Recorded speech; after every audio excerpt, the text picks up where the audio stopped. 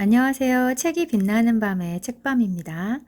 별처럼 빛나는 당신을 오늘도 응원합니다. 책밤이 늘 함께 할게요. 여러분도 그런 경험 있나요? 누군가 부탁을 하였을 때 속으로는 NO라고 외치면서 겉으로는 YES라고 그 말이 입에서 자동적으로 튀어나올 때 말이에요. 또 그렇게 말한 자신이 바보 같고 미워서 화가 났던 때 말이에요. 언제나 똑부러지고 명확한 대답만 할 것 같은 오프라 윈프리도 노라고 말할 줄 알게 된 것이 40살이나 되어서였다고 이 책에서 말하고 있습니다. 오늘은 오프라 윈프리의 내가 확실히 아는 것들. 영어 원 제목으로는 What I Know for Sure. 이 부분 중에서 명확함, clarity 부분에 대한 내용을 같이 알아봐요. 저는 개인적으로 명확함, clarity라는 단어가 참 좋은데요. 머니룰의 저자 에스더 힉스, 제리 힉스 그 책에도 보면 명료함, 명확함, clarity라는 단어가 자주 나와요. 명료한 생각, 머리가 복잡하지 않고 내가 무엇을 원하는지 명료하게 알 수 있다면 정말 좋을 것 같아요. 이 책 내가 확실히 아는 것들 중에 제7장 명확한 부분입니다. 사람들은 방송을 처음 시작했을 때 오프라가 마음씨가 좋아서 남을 너그럽게 잘 돌보는 사람이라 생각했고 또 오프라도 그 기대에 부응하고자 했다고 해요.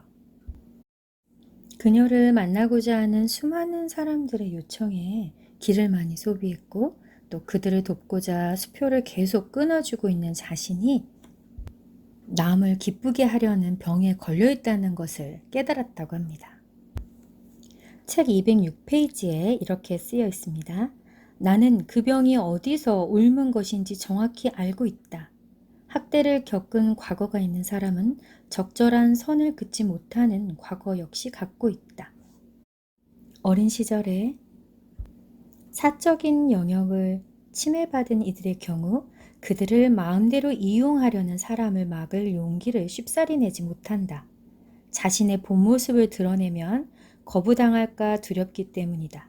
그래서 여러 해 동안 나는 내게 부탁을 하는 거의 모든 사람에게 줄 수 있는 모든 것을 내어주었다.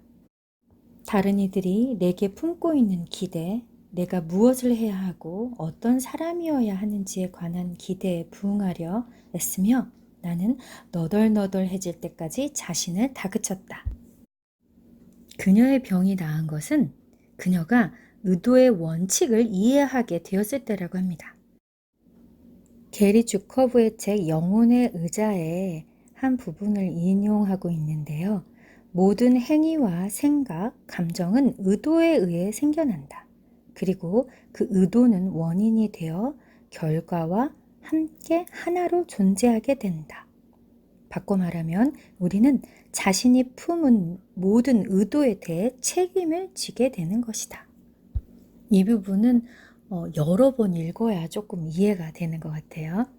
그래서 오프라는 나는 속으로는 노를 외치면서도 겉으로는 예스를 말할 때 내 의도에 대해 살피기 시작했다.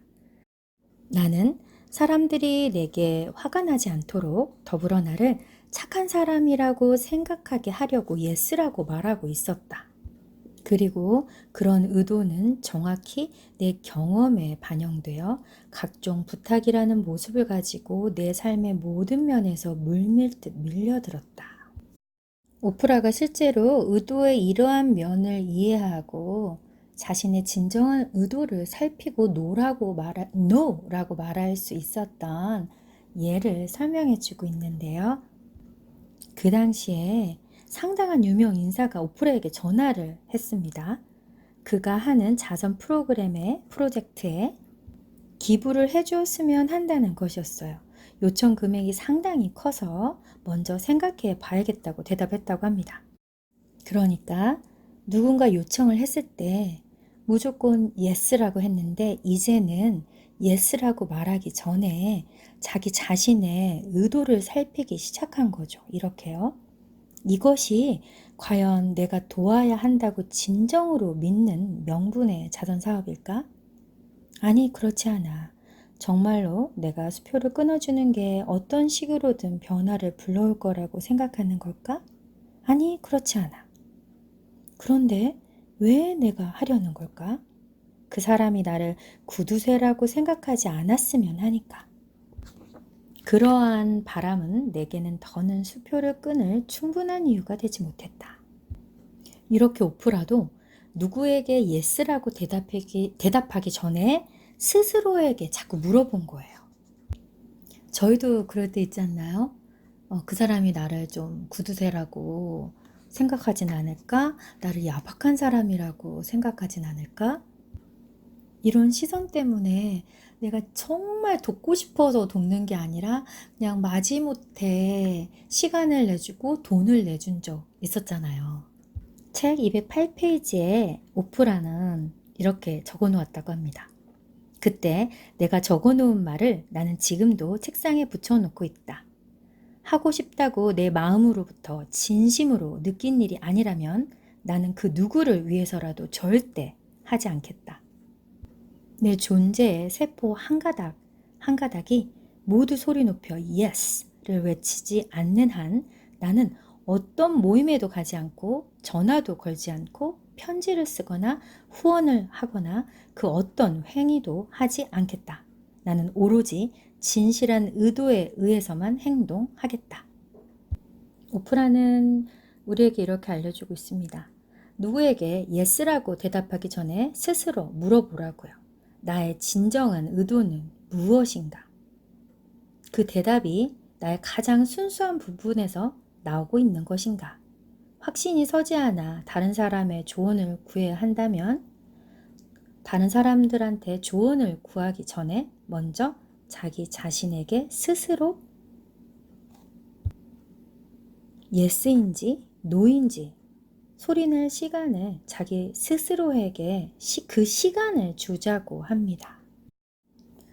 저도 이 부분이 참 좋네요.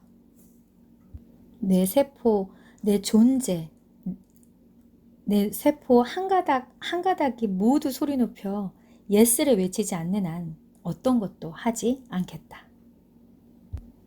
책 208페이지에는 이 책의 제목처럼 내가 확실히 알고 있는 것, 나는 확실히 알고 있다. 남을 기쁘게 하려는 병을 퇴치하기 전에 나는 먼저 내가 어떤 사람인지 명확히 이해해야 했다. 예스나 노라는 대답과 상관없이 내가 여전히 선량하고 친절하며 타인에게 잘 베푸는 사람임을 스스로 받아들였을 때 나는 더는 증명해야 할 것이 없었다.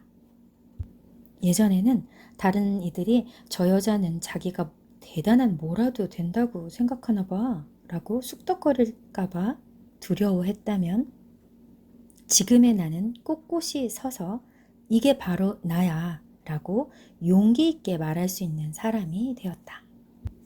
이 부분은 책 미움받을 용기도 떠올려지게 하는 부분이기도 한데요.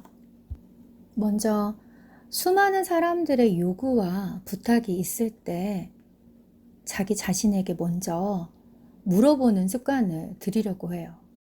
예전에 자동적으로 예스라고 했다면 이제는 내가 예스라고 말하려고 하는 나의 의도는 정말 무엇인가? 혹시 거절당할까봐 그 사람이 나를 싫어하게 될까봐 두려워서는 아닌지, 그리고 내가 정말 진심으로 기뻐서 원해서 예스라고 하려고 하는 것인가 말이에요. 오프라 윈프리가 그 유명 인사의 부탁을 거절한 후 적어 놓았다는 책상에 붙여 놓았다는 그 구절을 제 자신에게 약간 바꾸어서 저도 적어 보았습니다. 제가 오프라처럼 지금 후원을 하거나 여러 모임에 나가는 상황은 아니니까 제 자신에게 바꿔서 이렇게 해봤어요. 하고 싶다고 내 마음으로부터 진심으로 느낀 일이 아니라면 나는 그 누구를 위해서라도 절대 하지 않겠다. 내 존재의 세포 한 가닥 한 가닥이 모두 소리 높여 yes를 외치지 않는 한 yes라고 말하지 않고 내 시간과 돈을 소중히 여기지 않는 사람 비를 맞추려고 눈치 보지 않겠다. 더 훌륭하게 보이려고 애쓰거나 감출 필요도 없다. 나는 있는 그대로의 나이다. 나는 오로지 진실한 의도에 의해서만 행동하겠다. 오늘도 끝까지 함께 해주셔서 감사합니다. 여러분도 여러분 자신에게 맞게 한번 바꾸어서 적어보세요. 감사합니다.